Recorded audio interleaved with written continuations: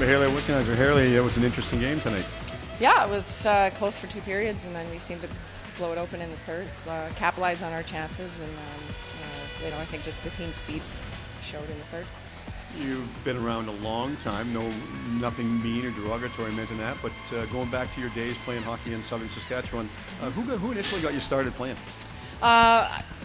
Just being at the rink. My parents are both school teachers, and my dad played old-timers hockey, and I was around the rink a lot. So watched the Oilers on TV in the 80s and dreamed that I was going to be Mark Messier and Wayne Gretzky, and that's really how it started.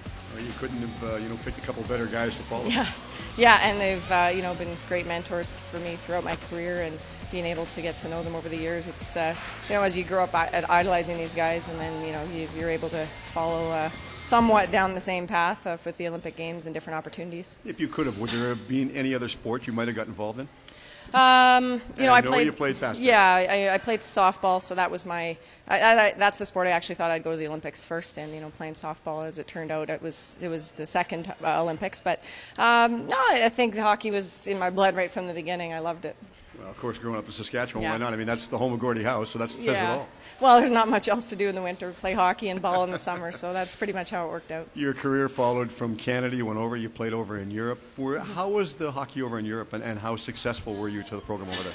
It was great. It was the best hockey that I've ever played in my career. The most challenging in terms of every day having to be at my best physically and mentally. Whether it's a practice or a game. And first year I went over, we won to move up to the first division, and had 2 good years in Finland, and then played in Sweden 2 years ago. So great experience. Harder to do now that my son's getting older, and we're more established here in Canada. But I really enjoyed it. Were you surprised with the stand that the ice hockey over in Europe took towards not allowing women to play?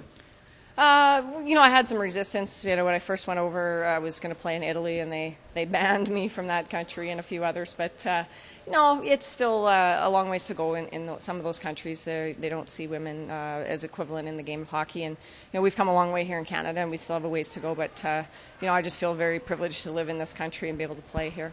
Talk about getting invited to the Flyers camp with Bobby Clarke. That must have been a nice feeling for you. Yeah, it was great. I mean, he after the '98 Olympics called and asked me if I'd like to go, and went to 2 of the camps, '98 and '99, and since then we've had a friendship that's lasted over the years. I see him a couple times a year, go to the games, and he's been a great mentor and a guy that I can bounce stuff off of. I've certainly learned a lot from him in my career. The Olympics led up to the Olympics in Vancouver, and of course that must have just been a highlight for your career so far.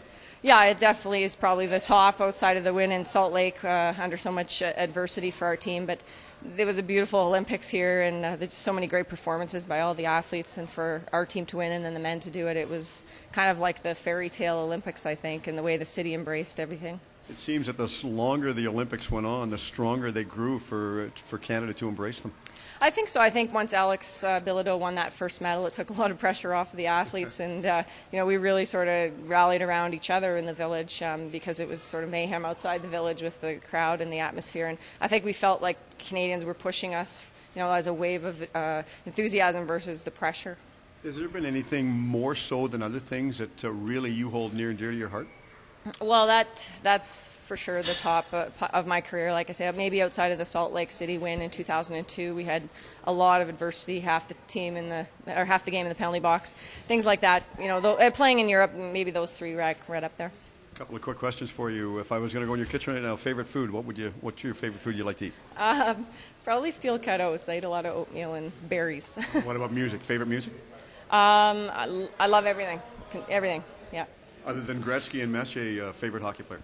I'd probably go with, I love watching Sidney Crosby right now, but there's lots of good ones. Defining moment in hockey more than any other one? Oh, the win in Vancouver probably tops it. All right, we're going to let you run. Thank you very much for doing this. Okay, you betcha. Thanks. Joined by Danielle Goyette. Danielle, interesting pair of games in Vancouver tonight. Yeah, you know what? From last night to tonight, our game was totally different. I think we work on little things tonight. We pay attention to details, and they pay off for us tonight. But again, I think if we see like the kind of games we play, the ref are a bit slow, let things happen, and players get frustrating. But I think in all of the 2 games, I think we have to be pretty happy to go back home. You yourself going into coaching from playing, you've had a successful career. What has been more so successful